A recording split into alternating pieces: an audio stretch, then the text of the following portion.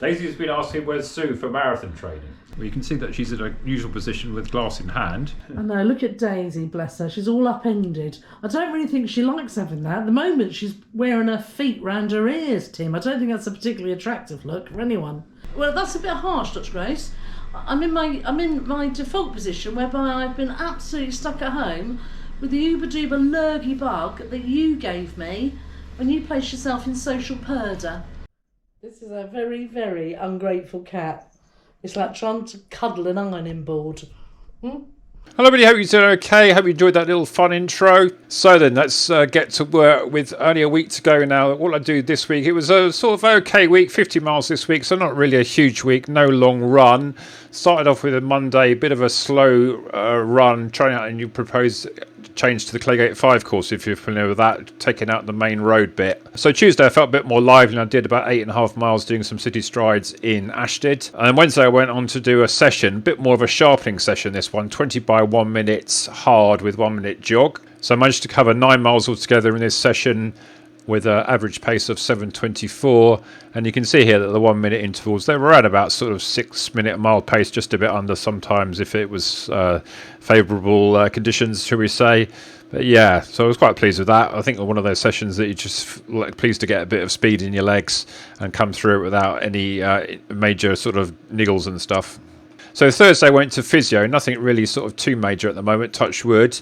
And so I decided to have a day off. Matt said to have either Thursday or Friday off, so we then decided it was easier logistically just to have Thursday off. Friday I did a little run around Ashtead with Steve Winder and Marcus Leathwood. They're being the sort of tour guides because they live locally, trying to do a few more streets in Ashtead. In Ashtead here with Steve and Marcus, covering all the roads in Ashtead.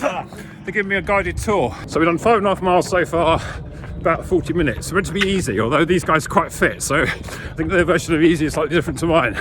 Anyway, crack on then. And you can see here they actually covered the ground quite quickly, 7.57 miles at 7:29 pace. I think that was a bit quicker than I was really meant to be going. This is all the roads we did. We missed out a little bit there, so I have to come back and do that another time. But Steve Winder went on to run 2 very good races at the weekend. He placed first M50 in the Surrey League Division 2. He was third overall in about 33 minutes 40 odd in the 26.2 Chessington Valentine's 10k race. It's quite a local one to me actually. I usually do it most years, but I decided that it was a bit too near the marathon to do it this year. So Saturday was my big session of the week. I did it down in Greatley in Hampshire, where I thought the roads are quite flat and nice little country lanes. I actually filmed some little footage of this one. Hello everybody, hope you're doing okay. Welcome to Greatley. Got a bit of railway overhead here. Right, come on to the last big session of the block. Got 2 by 6k with 5k at marathon pace, and then Matt said to push the last 1k a bit more. So not quite sure what that means, but we'll see how we do. With about a 1k float between the 2 sets. I've just done a little warm up and I crack on to this. Okay, the first 6k done. Bit of a slightly undulating 5k, then slightly downhill. Last 1k I had to do a U-turn at the main road. So yeah, that's what it feels like. It was sort of okay, but more like sort of half marathon effort. So I'm trying to see if I can see what sub 3 pace looks like. I might have actually pushed that a bit too much actually, but yeah, only 1 more to go. But yeah, it's a week to go, and starting to get nervous now. Today I've got the Next Percent 1s on. They do feel sort of smoother than the Next Percent 2s, but lockdown just a little bit softer in these ones. Okay, just another 0.1 of a mile to go. I'm on to my second rep. At least psychologically there's only 2 reps in this session, but they're quite long ones. Okay, the 2 6k is done. Yeah, it was alright. I felt like I was perhaps working harder than marathon pace though, so I'm not sure I really did that properly. Anyway, at least it's good to be able to run a bit faster than you're meant to be doing. Whether my marathon pace is really 6:25, 6:40, I think is debatable. But yeah, we can only try. But yeah, just to jog back to Greatley now, and we're done. Cheers. So here are the overall stats. I did 12.4 miles altogether, including the warm-up, 1:28:21 moving time at 7:06 average pace. So that was rather good in itself. So I did 2 miles warm-up. So the 3rd mile, 4th mile, 5th mile here, and there's the 0.7 or so was the the sort of the faster bit. So yeah, it was sort of slightly uphill to start, then it was down a bit, and then up and down a bit. So it kind of felt like it was harder work than it would be in Seville. So I was quite pleased to average around about sort of 6:40 to 6:45 pace, and a slight increase of speed there on that last K. The float was pretty quick, 7:21. I think it was downhill.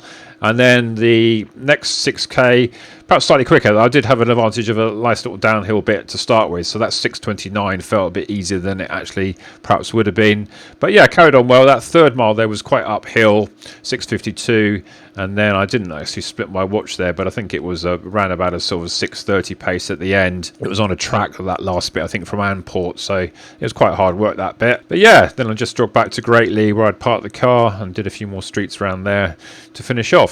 So Sunday I just had an hour easy to do, so I thought I'd finish off doing CityStrides of Guildford. This is the map of Guildford with all the streets on citystrides.com that I have to do. Hello everybody, would you believe this is a street for CityStrides? Scholars Trail. Well, one of the more obscure streets for sure. I think someone's marked it as a sort of a public path when it's really more of just a track in a forest really. Anyway, I better run it, hadn't I? I got to do this little section called Green Dene for about a quarter of a mile, and then I got one more to do over at Peaslake. Crocknorth goes up there, which is a really famous, really hilly, tough climb for cyclists. I've run up that one. One of the loveliest bridges here.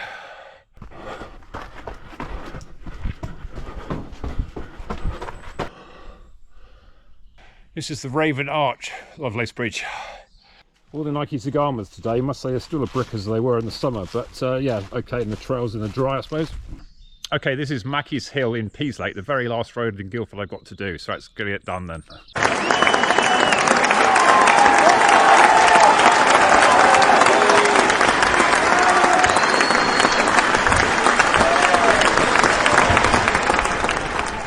Okay, this is the very last bit of Guildford that I haven't done. Mackies Hill right at the top. I missed these nodes off the other day, so I finally got this all done. On to the next one, maybe Mole Valley now. There were 1,767 altogether, and it said that I did my very first one in 2004, so technically it took me 19 years, but although in practice I've only been doing it for about the last year.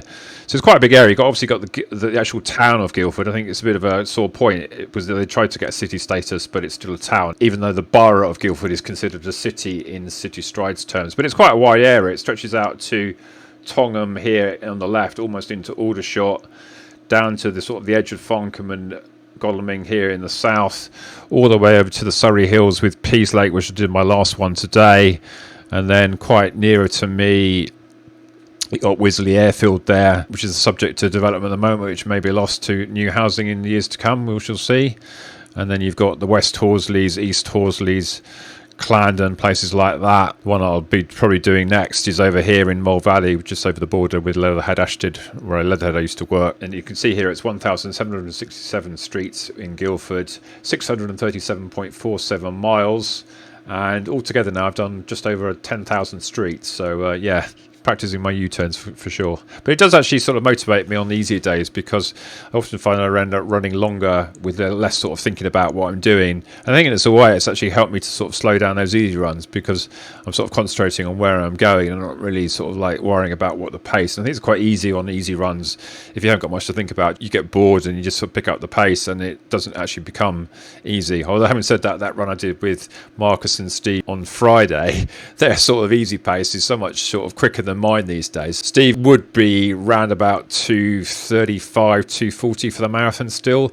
I mean, he did a 33:40 odd 10k last 2 weekends, so he's pretty much one of the best M50s in the country. He's in fact the reigning M50 British Masters cross-country champ, and Marcus is a bit more of an ultra runner in times gone by, but he's training for London, and I think he should be able to break 3 hours, considering that he thinks that running around his streets at 7:30 pace is easy, so he should be able to manage 6:50s in the race, shouldn't he? So this is the road that I did, the very last one, Mackies Hill in Peaslake.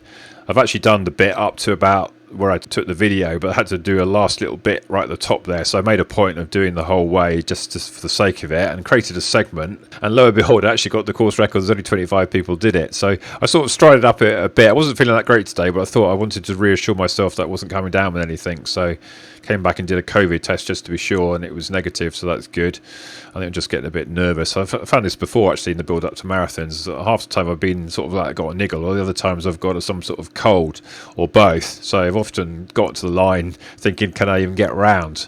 So yeah, I have to see. Sue's mum's not been well as Sue, so we'll have to see whether Sue can actually come with me, because she may have to stay behind and look after her. But what will be, I guess. In terms of the training metrics, this is the fitness and freshness graph from Strava, and you can see here, other than a slight blip when I had 4 days off because of that sort of man flu, that I'm pretty much at my maximum fitness according to Strava for a long time. In fact, if I extend this out to the last 2 years, I think I'm still at the peak here, and if I extend this out to all time, and the last time I was sort of as fit in inverted commas was around about 2016, it was pretty much the same actually, and before that 2015. This sort of metric really is an indication of how much training you're doing, to be honest. It's not necessarily how fit you actually are in terms of race performance, but it does actually sort of motivate you to see that I've done an awful lot of work for this marathon block, and as a result that figure has gone up quite high. So whether I can translate that into a sub 3, not sure. It's going to be very tight. I think I'm going to certainly, if I manage to get to the line, of course,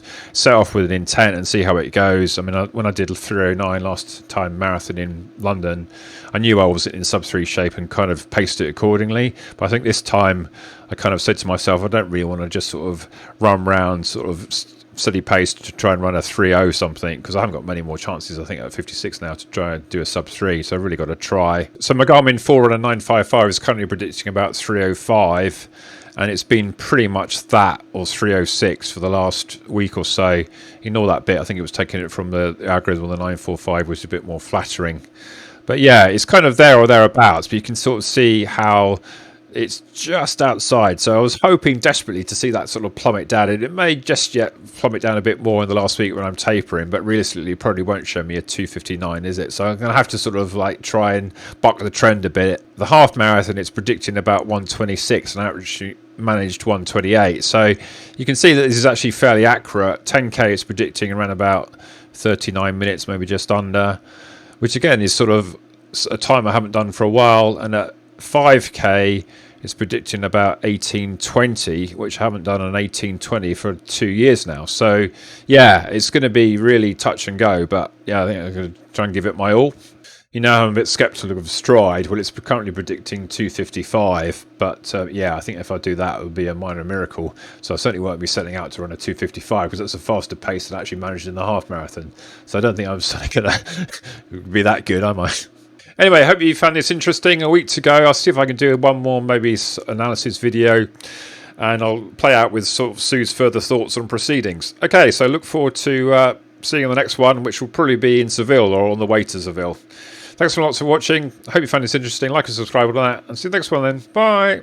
So I went off to like interface with the general public, be with lots of children, and then didn't contract anything. Meanwhile, you gave me the lurgy bug, which then left me on lockdown, and then has also placed my 89-year-old mother on lockdown.